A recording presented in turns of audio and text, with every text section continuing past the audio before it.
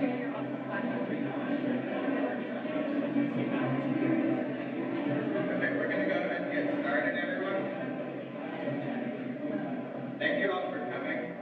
My name is Tyler Payne. I'm the president of Stetson Republicans.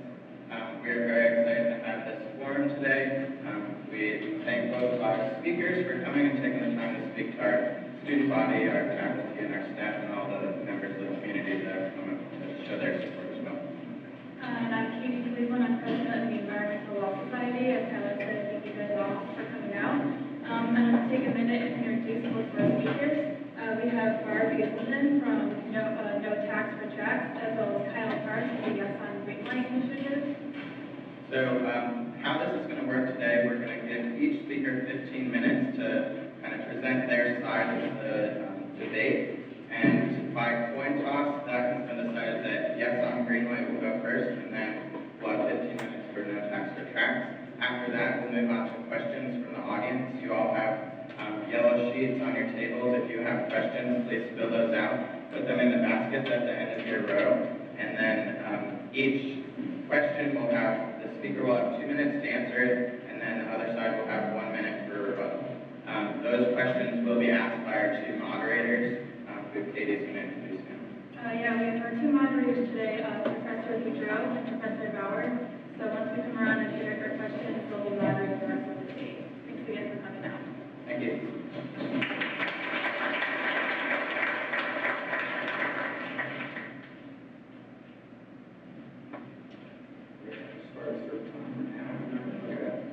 Can you all hear me okay? Okay. Thanks for having us today. We're excited about the chance to talk about Greenlight Pinellas, and our mode of operation with our campaign has really been to work to get the facts out about the plan. And we feel like the more people we talk about the plan around the county, the more support we're getting. But it's also important, we feel like, to talk about the facts. So I thought I'd start out with a quick PowerPoint talking about 4 reasons that we feel it's a good idea to vote for Greenlight, and then talk about a few of the myths and misperceptions that are out there about the plan. So we're just going to roll right in here. What is Greenlight Pinellas? Basically, it's a plan to create a comprehensive countywide transportation plan for the whole county. Right now, we have a bus system with a few decent routes, not a whole lot else. We have no other affordable options in the county besides your car. This would create a 65% increase in bus service. What does that mean? It means more weekend hours. It means more night hours. It means easier ways to get to work. It means shorter waits between getting picked up by the bus. Also, it means more frequent service in North County. Up there, it's going to be a 50% increase in service. Also, 24-mile passenger rail line. This is very similar to what other areas around the country of our size are doing. We'll probably talk something about areas like Phoenix and Denver and Salt Lake and Charlotte that have had similar success with the rail line. And the rail is about getting people to work. There is no more efficient way to get people to one place than rail. So the transportation experts who came up with this plan, they looked at and said, okay, what are the 3 areas of the county where the most workers are? Downtown Clearwater, Gateway, and downtown St. Pete. Between those 3 areas, there's 110,000 people going to work every day. And in fact, even someone from our opposition noted when he was in town recently that 100,000 number is a good minimum number to think about a workforce that is large enough to support rail. Now, beyond that, we're also excited about how that is where the people are. Certainly, getting to the rail with a good bus system will not be crazy in terms of how tough it'll be, but at the same time, we wanted to build a rail where the most people are. This has truly been a community deal from the start.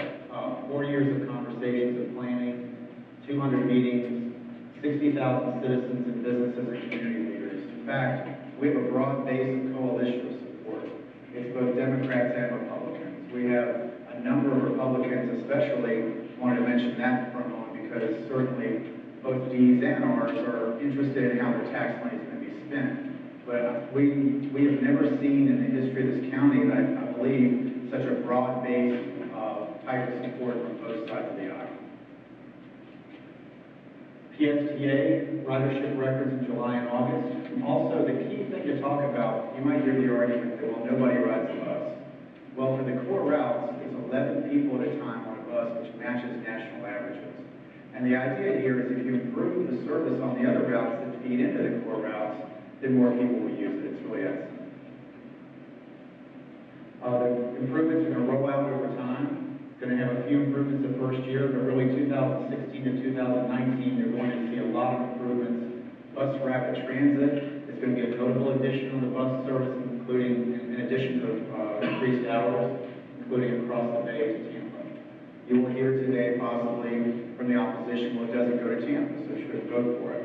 Well, Tampa and St. Pete and Clearwater, we feel like we need to get on the bus and the train here. And we have talked to a lot of people from Mayor Bob Buckhorn and Tampa on down saying he is fine with Pinellas being first. Tampa will happen after that. We'll have a true Tampa-based system. But even before rail gets going in Hillsborough, we'll have a much better bus system across the way to the airport itself.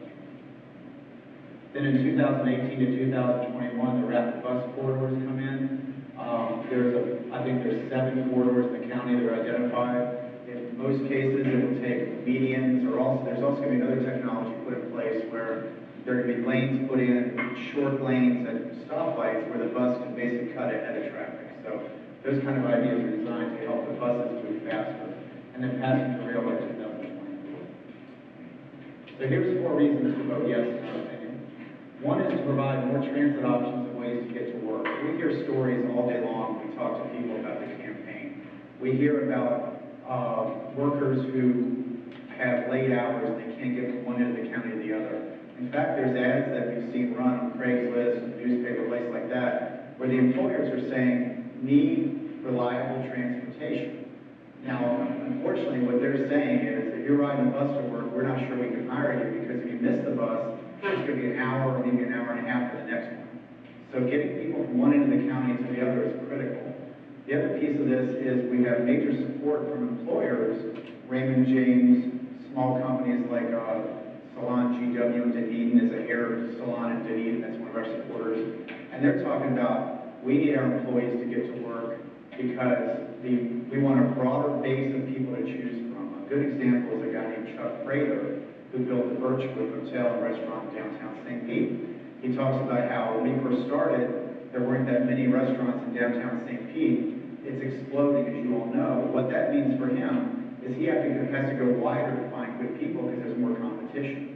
He said, we badly need this plan because I get people here to work. It gives me the opportunity to hire somebody in North County, but maybe out in the beaches. So that's very, very important to us. Number 2, it's a well thought out plan. As I talked about, 4 years of thought. Also, there will be a citizens advisory committee, which will be it will have some people on it who know the industry, also some people from the community. And this is very important to us also. Now, as you all probably know, the way to pay for transit is changing if this passes. Right now, there's a piece of the property tax that pays for transit, and under this new system, it would move into a sales tax approach, a 1 cent increase in the sales tax. Now, this is basically around the country, this is the favored way to pay for mass transit because it's the most fair way. Think about this, if you want to just saddle only the property owners in the county to pay for this when everybody's using it, we don't think that would be fair. So the sales tax will be paid by everyone, and based on our experience with the penny for Pinellas tax, up to 1/3 of the tax will be paid by visitors. And we think that's also fair because if we use this, we expect this to be a major help to tourism. We think it's fair for everybody using our services in the county to pay for it. Now, a couple of things here that you may hear about today is that the notion that this increase will hurt the poor. That's just simply not true for a couple of reasons. One is that there's a list of about 200 items that are exempt from the sales tax. Things like groceries, medicine, things that people have to have in their daily lives. Studies have shown that for lower income households, these kind of expenses can cost as much as half of your spending. So that's significant. Number 2, the sales tax will be capped at the first $5,000 of the purchase. So the idea that somebody's going to drive across somewhere else to get a car is also not true. And the third thing, and this seems to be missing sometimes in the conversation, is let's think about what you're getting for this. Somewhere between $2, $8, $9 a month. The people who need it most, they need this system the most. They're the people we're talking about. They may have a middle-income family who can't afford a second car. A second car can cost $10,000 a year. It's the people who need reliable transportation to get to work or to take care of things. I was riding the bus last week and I saw down 4th Street, and I saw somebody working in one of the restaurants. He had his name tag on. I saw a young mother with I think she was a 6-year-old, going to the drugstore. These are the kind of people who need better, reliable transportation.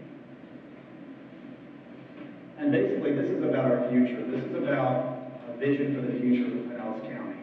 We will be very open about how we share a different vision for the future of Pinellas than our opponents.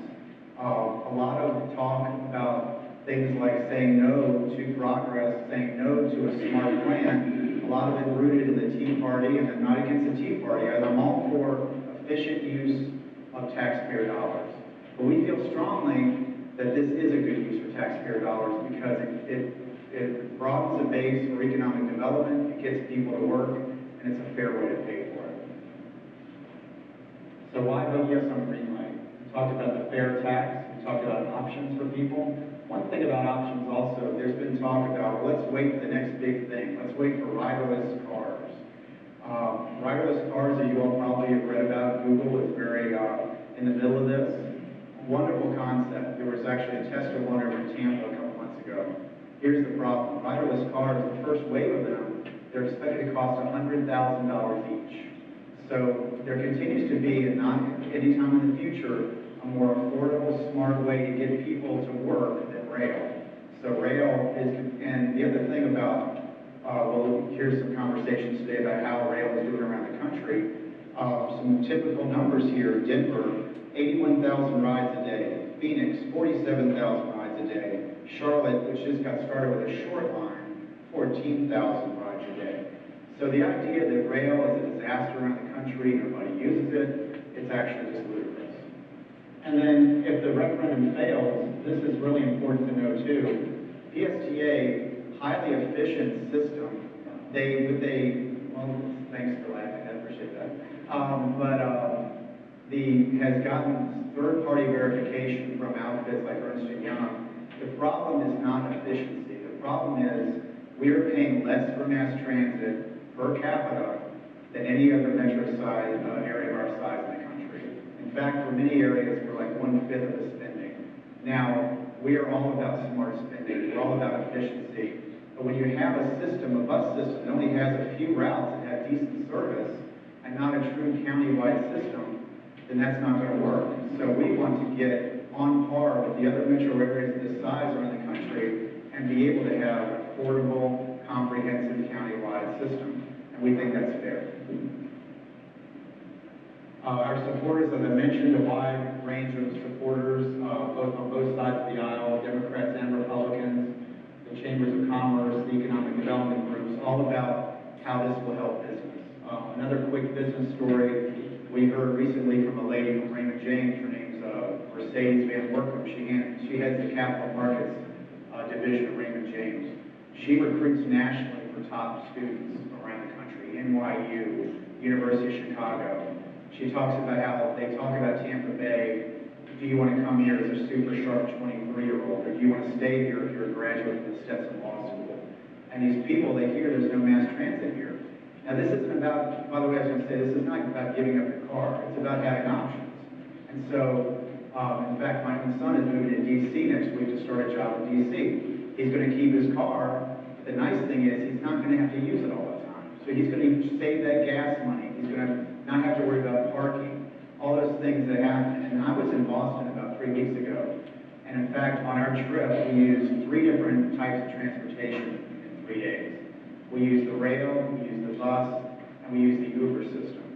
And for that time of our trip, that was the right choice to make for what we were getting ready to do, in terms of where that route went, how long it was going to take to get, that kind of thing. We see that same vision here in Pinellas County and Tampa Bay. We want to have people to have options for what they need to do, and it really doesn't matter in terms of if we don't have the options, then this market is not going to move forward. So thank you for your time today, and I look forward to answering questions.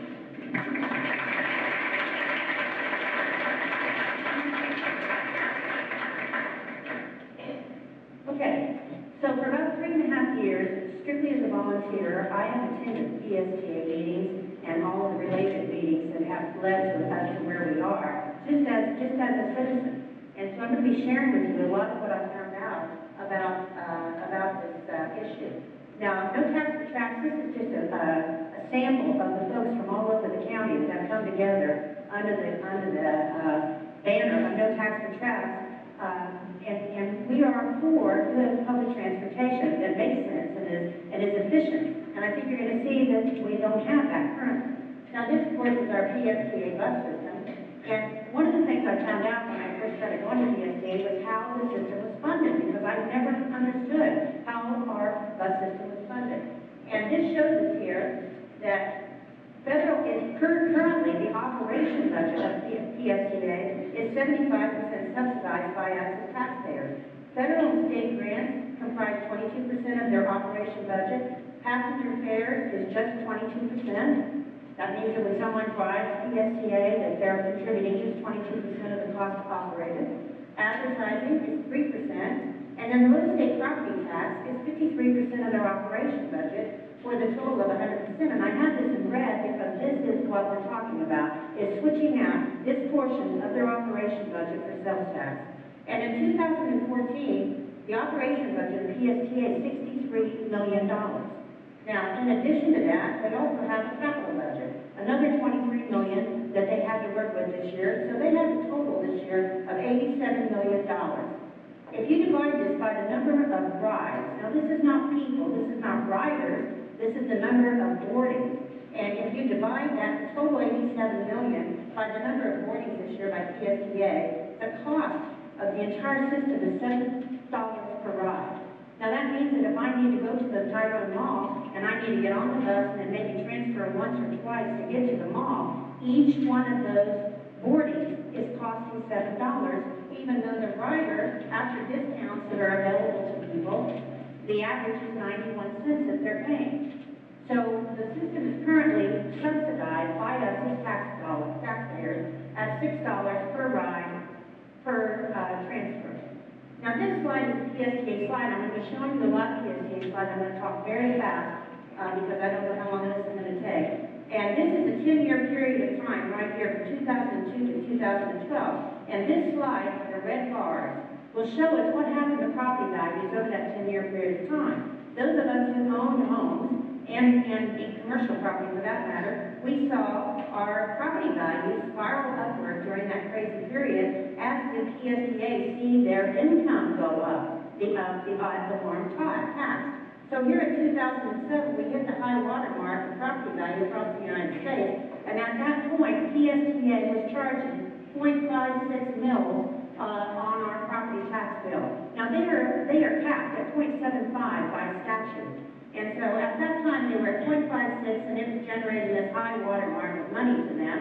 And of course everybody thought that they were rich that owned a house at this point in time. Then the bottom dropped out of the housing market and everything started spiraling downward. And here in 2012, this is when the property values hit their low. And this black line here, again, this is a PSTA slide. This is when PSTA raised our property tax millage by 30% to 0.7305.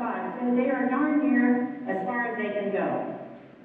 This is another PSTA slide, and this slide shows the ad valorem and what happened. In 2007, they were getting $38 million off of the ad valorem portion of the property tax and the operation budget, and then the bottom dropped out. Again, this is a PSTA slide, and then they dropped down to $26 million, and then here is where they had a 30% increase in our property tax just 2 years ago and raised it back down to $33 million. This is but during that period of time, PSTA built a new headquarters, a new Taj Mahal out on 34th Street. And it's a $40 million facility, doubling the space, doubling their expenses, and expanding their bus line. And if you haven't been out there, you should go out and take a look. But they already raised the taxes on our homes so that their spending can continue. And here's a PSTA slide, and it shows you from 2002 to 2014 what happened. And you'll notice that it goes the exact same trajectory as the rising of the property values I just showed you. So here in 2002, 4, 6, their spending followed the projection of the property. And then this is when the bottom dropped out of the real estate market. So here in 2007, 8, 9, 10, they let people go, they cut back on expenses, and then immediately again. This is an unaltered slide, and this tells you here that this yellow line is November, it's a month from now, when they think that we're going to pass this 1% sales tax and bail out the situation. This is another way to look at it. This is a PSTA slide, and this is their staffing level history. And this is 2004 through current, and you can see that in 2004 they had 535 employees. You see it following the exact same trajectory. 2007, high watermark, they let people go. Here's the 30% tax increase, boom, back up again, hiring more people. Now, in 2011, when they tried to get through the 30% tax increase, they did not have to get our vote for that. The board was able to do that, but they did have to have public relations. And so they were presenting to the public that in 2012, if they did not have a tax increase, as I just explained to you, that they were going to be $5.7 million in the hole for operating year 2012. And that if that didn't happen, it would be $8 million in 2013. But this is what happened. They raised it 30%. I went to all the meetings. Nobody was really following the story. And within a few months, not only after they got the 30% tax increase through, not only did that $5.7 million deficit go away, we ended up with a $7.7 million surplus. So that tax increase created a $13 million swing from what they represented to the public. And at the last board meeting, CEO Brad Miller declared that PSTA is hiring more drivers, more mechanics, more raises, more interns, and a full-time recruiter to get all these people. More evidence of extravagant spending is the $450,000 diesel buses are being replaced one by $650,000 hybrid buses that we're now spending the same money to get 2 buses when we used to get 3.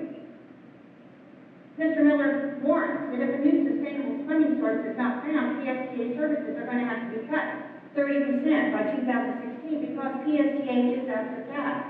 So they are at a crossroad. They have to convince the public to pay more, or they're going to have to fix the bus system. And that brings about the controversial Greenlight Pinellas plan. Is it a train? Is it a bus? What exactly is Greenlight? Well, for one thing, it's been very controversial, and maybe you've been following. There's been many stories this summer about PSTA's management. One of the stories has been from Mike Deason on Channel 10, talking about the return of $354,000 of Homeland Security grant money that was obtained and used to do promotions for Greenlight Pinellas. And they returned that money just 2 months ago. But PSTA's message to the public is that Greenlight means more bus service.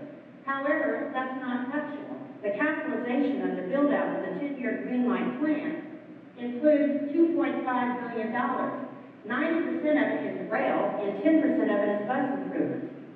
This is from the Ernst & Young report, which is in the part of the Greenlight plan, and it shows us 2014 through 2025 when they expect the rail to start. And the black bars represent the build-out, the capitalization of the rail, and these green bars here are the bus enhancements. So don't be fooled, it is 90% of this money is going to be to build a light rail system. And in this plan, there is no provision down here in the later years to replace the rail. What does that mean? Well, these things wear out just like everything else wears out. And they have not included that in the plan. Now, a lot of people think we're talking about something like this, which is a high-speed, sleek and sexy, high-speed, 155 miles per hour. But the fact is that it's a 2-car, streetcar type of has the bars that go up and electricity. And with an average speed of less than 25 miles per hour nationwide. Greenlight Pinellas calls it a tax swap, which is the sales tax for the ad valorem, but it's just a promise to eliminate the property tax now for increased sales tax tomorrow. But the fact is the increase is enormous. Greenlight Pinellas is a $100 million annual tax increase out of our community, all going to PSTA. And it will raise our county sales tax permanently from 7 to 8%, giving us the highest sales tax in the state of Florida. Now, I told you the ad valorem property tax now generates $32 million a year in that part of the budget. This 1%, the first full year of collection, is $148 million. Now, that is some swap. I would love to have that swap. How about you? It is a $100 million tax increase, and the enormity of this has to be understood, because right now we're looking at the ad valorem at around $32 million, and right here in 2017 is the first full year they would anticipate a full year of collection of $148 million. So you can see very easily why this is such a hot topic, and the money that is involved here out of our community and out of your pockets. 8% sales tax in the state, and have you noticed the empty buses? Certainly, people tell me all over the county that they notice empty buses, and it's easy to hear rhetoric, but when you see it for yourself with your very eyes, what we have here, this is a bus study that was done last summer by the independent bus study out of California for PSTA. I can hardly wait to see the results. And this was 40 bus routes.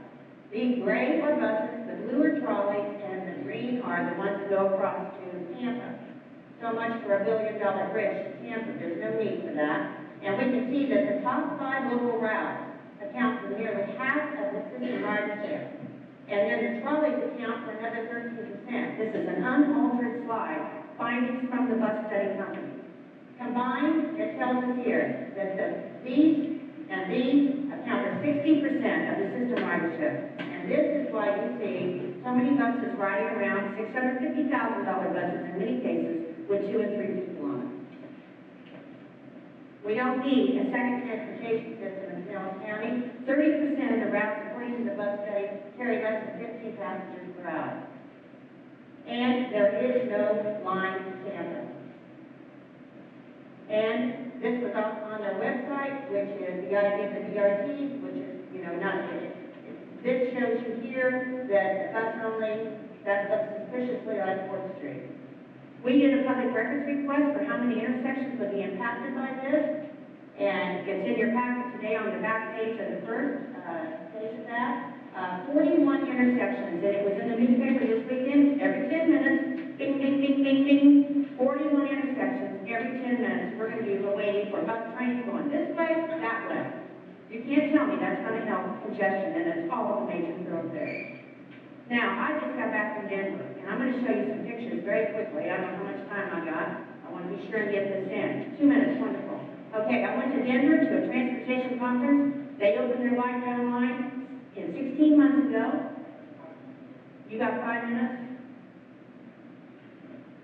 When I got out and walked up, there was about 45 of us that went. And when I got out and walked up to the front door to the brand new transit hub, nobody was there. I walked in the door that you just saw, main can concourse at 10:30 and Friday morning, nobody was there. Ticket windows, nobody there. A few people waiting on a train. I got on the train, I quickly turned to the right, took a picture, and then I turned to the left. But people say, well, gee, maybe this is because it was 10:30 and they had all gone to work. Here's the park and ride lot, empty. This is out of Denver's website, and this shows you that they cut through neighborhoods. Look at this house, 20 feet. More than 3 miles of the line travels within 20 feet of the front door of people's homes. Thank you very much. It was originally presented to be $4.7 million in Denver for their entire fast track program, and it is now only one section done, and they're at $7.5 billion. If we pass this, our subsidy at PSTA, that is currently at the $6, look at the subsidies of the other cities. Charlotte has 9 miles, $15.45. You can look through that quickly, and then I want to move on and say Salt Lake City just went through an audit, excessive pay, questionable fares, deep debt, bus route reduction. And this is Utah, this is Salt Lake City. Look at that and think of East Bay, West Bay, because that's what we're looking at, is this structure going all the way down the middle of most of our roads. Thank you. That's as fast as I can talk.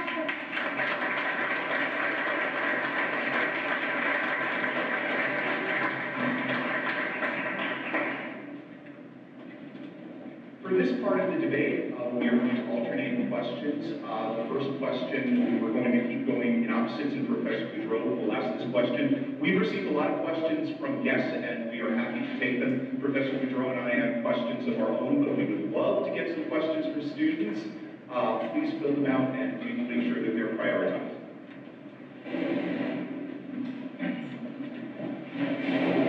So what we're going to do is we've got a bunch of questions here, and we've asked people to direct their questions either to the yes for Greenlight or the no tax for tracks. And we're going to alternate, and for each question, we're going to give the primary answerer about 2 minutes, just to give enough opportunity for as many questions as possible, and then we're going to give the other person 1 minute to respond. So we're going to try to keep things moving fairly quickly. And so the first question I have, we just decided since yes for Greenlight, but first question from a student said that Pinellas County lacks a centralized area of both commerce and living as opposed to some, say, older cities where public transportation is more ingrained. And there have been some failures of public transportation. How does Pinellas County then match a good area for increased public transportation? Well, basically, we have 3 areas like that in the county. We have downtown St. Pete, which you all have seen what's happening there. Gateway Carolina, which is now starting to get more live and play in addition to the work there. And also downtown Clearwater, which is being revitalized right now. I think I mentioned in the presentation, those 3 areas combined have 110,000 people going to work. So it does meet the criteria for a successful rail system. That said, I think that what we're seeing in downtown St. Pete is vibrant redevelopment of the city. This county is 98% built out. It's the most dense county in Florida. And the only problem with that is if you want to build something that's nice and new, you have to tear something else to do it, which is fine in certain compact areas of the county. But to do that, you have to encourage the development. And it's not by developers getting sweet deals. They pay into tax increment financing districts to pay for the development. It's more about creating more areas that are walkable. And downtown St. Pete, I think, is showing the power of that and the potential for that. And I think creating similar areas like that in the Gateway area and also downtown Clearwater, I think, would be very healthy for the whole county. Thank you. And Barb, a quick response? Oh, thank you. One of my slides skipped because that must be apparently the new batteries in that thing. It was like a rocket ship. And so I did skip the slide that told us that 1.6% of Pinellas County residents currently rely on public transportation to get to work. So it's important for us to kind of get a handle on the demand for this service. And I think it's also interesting that St. Pete has made such a renaissance without rail. This is a private market that is working, and as students, I think that it's a very important distinction that we don't need government subsidies or government to be making development occur. If there's a demand, it will occur. Thank you. The first question for Greenlight is from a guest, so students step up. I am a 2-car family who supports Greenlight because I want to be rid, excuse me, this is for no tax for tracks. I apologize. Yeah, okay. People check the wrong boxes. I am a 2-car family who supports Greenlight because I want to be rid of my second car and I don't mind spending a little more money for a highly improved transit system. Why should I continue to spend $10,000 extra a year on a second car instead of less than $20 more on Greenlight Pinellas? Well, I think that that's a personal decision, and you know, so you have that choice now that we have a fast transit system. We do have a bus system, so the bus system needs to be reconfigured. It needs efficiencies. It needs to be improved. And with $90 million to work with, I think that that can be accomplished. And so that would be my answer. And response? Well, basically, demand for these transportation system in the county, Barb was talking about no demand. Well, the problem is the system isn't very good. We don't have weekend hours, we don't have night hours, we have to wait sometimes an hour, even longer for the bus. So I think the concept is make the system better. I mentioned in my presentation how we are lagging so far behind other areas where we're spending on mass transit. And basically, to get a better system, then more people will use it. I think the demand is there, especially for that kind of idea, which is $10,000 more for a second car. So many families, so many kids, parents with kids in their early 20s, late teen years. This is significant cost. So I think, as the question noted, we think it's a very good trade-off to get that robust system, as opposed to asking people who are less affluent to be spending another $10,000 a year.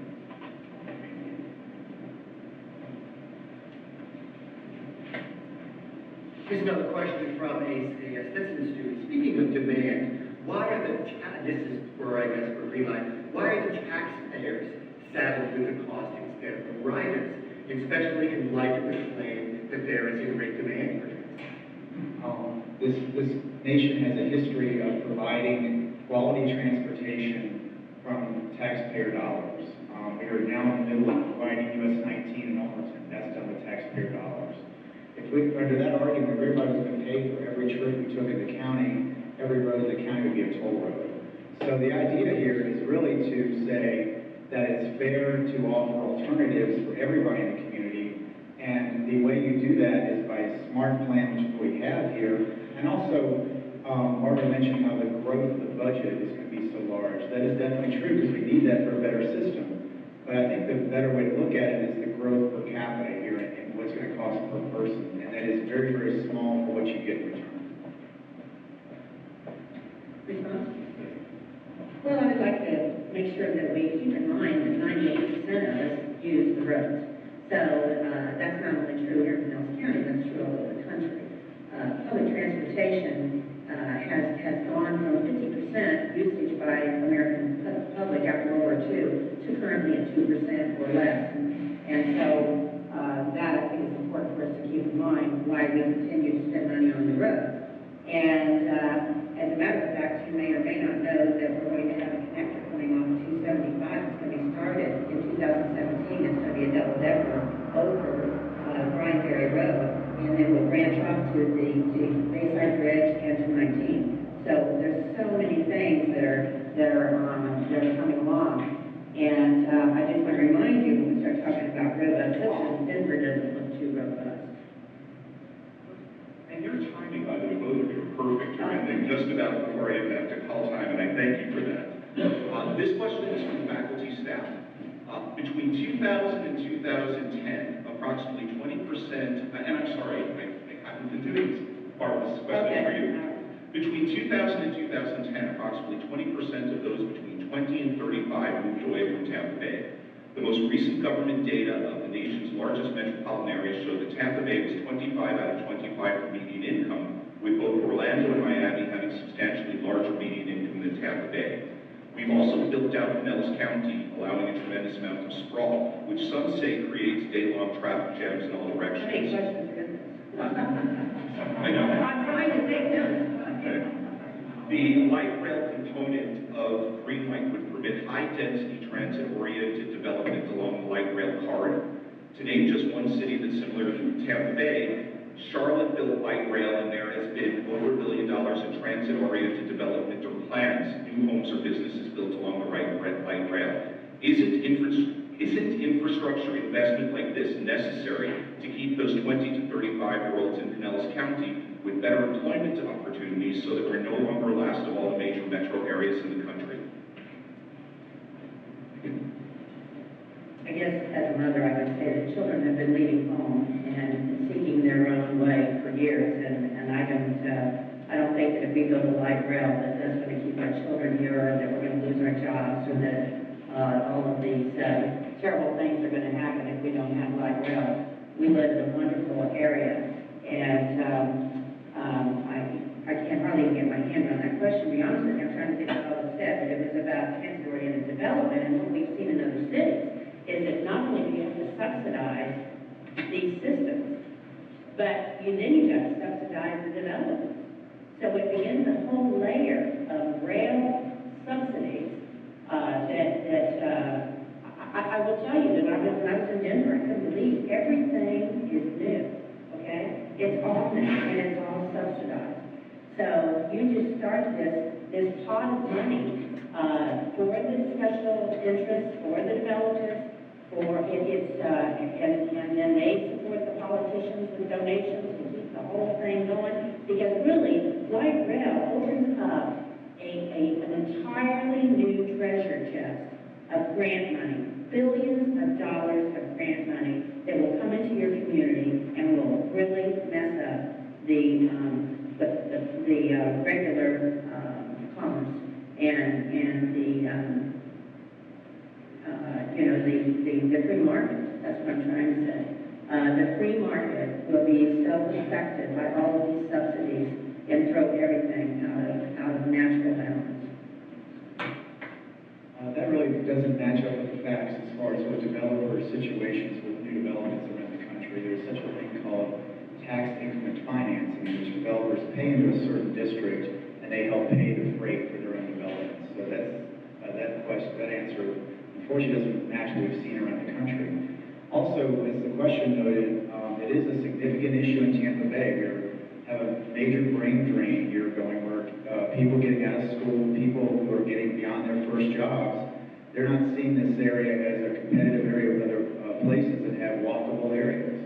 And this isn't about creating a walkable, dense area in the whole county, but certainly more areas like that downtown St. Pete. We're now seeing people from Tampa moving over to St. Pete who are 25 and not being laughed at. You all can remember 10, 15 years ago where you'd say, I live in St. Pete, and people would think, well, you're just like from like 90 years ago. So I think seeing what's happening in downtown St. Pete has really shown the power of that. And this is not some big subsidy thing. It's about developers paying into it and also our kids staying here. Thank you. Here's another question first for Kyle. You mentioned that a certain percentage of people within 5 miles of the proposed rail line. And the question is a couple of part thing that I hope there can be answered fairly quickly. How are people supposed to get these few miles to the rail if they don't have their own transportation? Are there going to be large parking lots at the rail stops? And in addition, for buses, are they giving improvement on how people wait for the bus? There are many studies that say one of the biggest obstacles to public transportation is simply the annoyance and the aggravation of waiting for the bus. I guess it's a two-part question, but the first part of the question is that's where the bus and rail work together. Where a bus system that comes more often is going to take people to the rail line. And that's what you see in every city that has a transit system around the country. People who live beyond, a good walk of the rail, they're taking the bus there, and it's very efficient. DC is one example where the bus system is spectacularly good. And that also goes right to your other question, which was, yes, part of this plan is to dramatically reduce the waiting time for a bus. And you can't say that it's not a problem when you miss the bus, you need to get to work, and you're waiting for an hour to get the next bus, or you got to go transfer where it takes, we had a St. Pete college student who it took almost 3 hours to get to the 2 campuses from St. Pete to Clearwater. That's crazy. So improving that, the bus system will actually help both the system itself, mean the buses, but also feed into the rail. We have time for a few more questions, just to let our guests know that our class schedule says that students may start leaving soon, but we're going to try and take as many questions as we can. So this next question is for Barb, and it's from a second-year student. And the question is, how should our current system be improved specifically? Is there an alternative plan being proposed that will substantially improve our current system? Well, thank you for that. Yeah, I think that there is so many ways to improve. Now, when they did the bus study that I talked about, they did a plan which was the no new revenue plan and the new revenue plan. So they have, we paid $700,000 for this bus study last year. And the result of that was a plan how to fix it if the referendum is passed. So they have that in hand, they're just not talking about it. Now, is that to say that that exactly what's in this no new revenue plan would be what they would do? No, probably not. They would probably need to tweak it somewhat. But it includes actually increasing to 15 minutes from an hour, 6 routes, whereas currently PST only has 2 routes. PST currently is doing what they would refer to themselves as a peanut butter approach, which is trying to cover the whole county. And well, there's no demand. There's no demand in many parts of the county. So rather than to this bus study, the new revenue scenario, is suggesting that they focus on the poor and that they give better frequencies to the poor services. They know what to do. Okay, so we certainly are not against public transportation. There's so many efficiencies, so many things that can be done to provide better service to the 1.6% of our residents in Nelson County that depend on the SBA. Say something about that? Well, the idea that 6 routes with decent service is going to be a countywide system, to me, just doesn't make sense. I didn't say we would reduce it to 6 routes. You say you go from 2 to 6. No, I said that the 1 hour route, that if the 15-minute frequency that they only have 2 of now would increase to 6, but there would be many other routes still. Not many other routes with that good service, is what I'm trying to say. And basically, the idea that I think I've heard talk that if you don't live near one of these core routes, you should just move to where one is. We don't see that as a true countywide plan for the future. We think a better system is to have a reasonable way to get to those core routes and get good service, where it's not like the rest of the county you're having to wait an hour for the bus. Thank you. Here is a question again on the yes for Greenlight. In some cities that have started a rail system on top of an existing bus system, critics have said that too much of the money ends up going to rail, and rail often plays areas that are primarily for white-collar affluent people, and then low-income bus riders tend to suffer. What percentage of increased taxes are going to go to the bus, and what percentage for the light rail?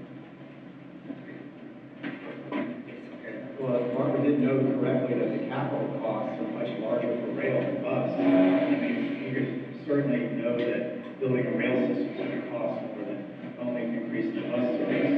The bus service is not just buying more buses, it's also paying drivers to work longer in the evening and more on the weekends.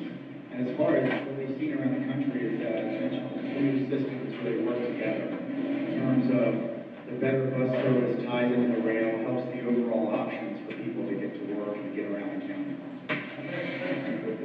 Yes, in many cities, what we've seen is that the rail cannibalized the buses. So the same people who were riding the bus and trying to ride the rail. So you're not increasing ridership, you're just basically, providing a choice to those people.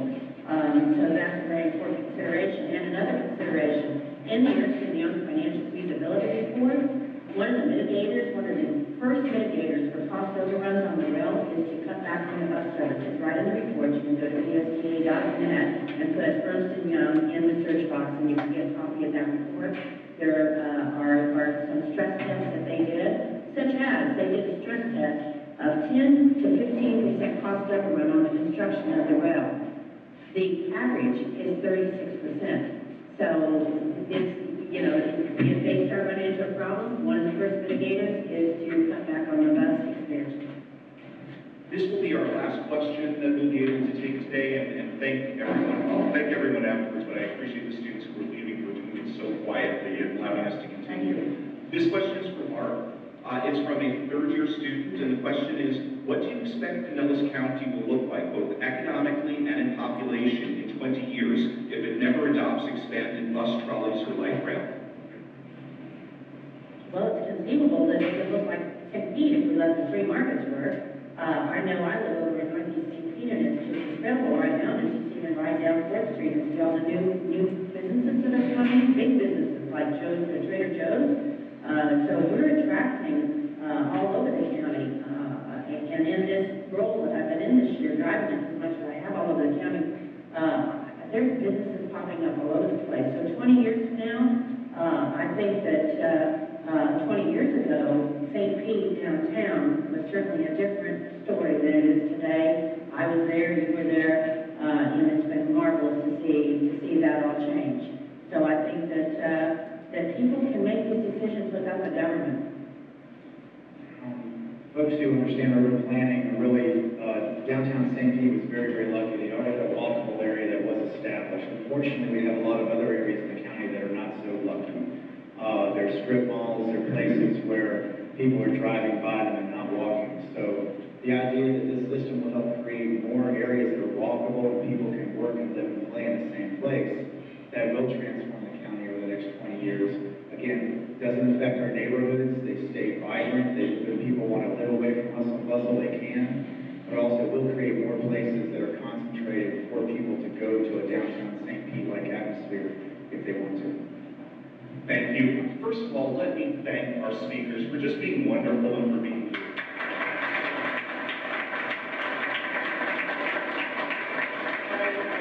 Everybody who has attended, all the members of the community who were in attendance, you were so kind to leave the food for the students, but there's plenty of food left over, and if you're hungry, please feel free to take some food before you leave. I want to thank everyone for being here. I believe that our speakers may stick around for a moment or two if you have some questions, and also put in a plug, we will have another debate on October 23rd here in the Great Hall at 12 noon on amendment to the medical marijuana issue. Thank you all very much.